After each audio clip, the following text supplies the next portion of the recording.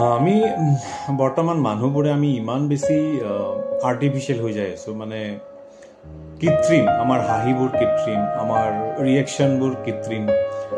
আমি আচলতে সঁচাৰ পৰা বহুত দূৰত গৈ আছোঁ বৰ্তমান। In each and every moment we are giving our artificial reactions. তাৰ পৰা আমাৰ কি হয়, ভুল হয়, আৰু এই ভুলবোৰ আমি মানি ল'বলৈ খুব টান পাওঁ।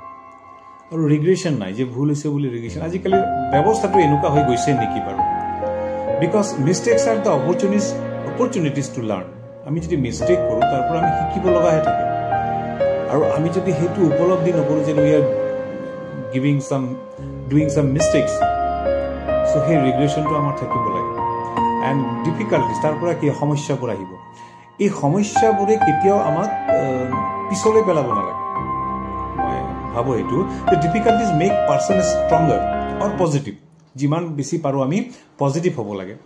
আৰু ডিফিকাল্টিজবোৰ আহিলেহে আমি সেই লাইফত ষ্ট্ৰং হ'ব পাৰিম to tackle this difficulties. And that is why, আৰু সেইটো কাৰণে কি হ'ব লাগিব, আমাৰ নিজৰ ওপৰত খুব বিশ্বাস থাকিব লাগিব। যেতিয়ালৈকে নিজৰ ওপৰত বিশ্বাস নাথাকে, আমি কোনো কাম আমি সফলভাৱে কৰিব নোৱাৰোঁ।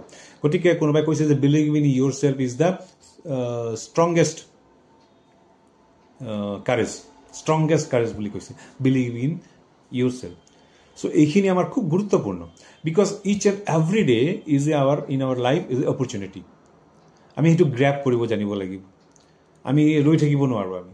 চ' ultimately the finishing is that positive attitude.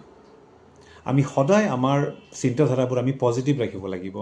There is no' power greater than the positive thinking. So' লাইফটো ইজি কৰাৰ বাবে be positive always. Thank U.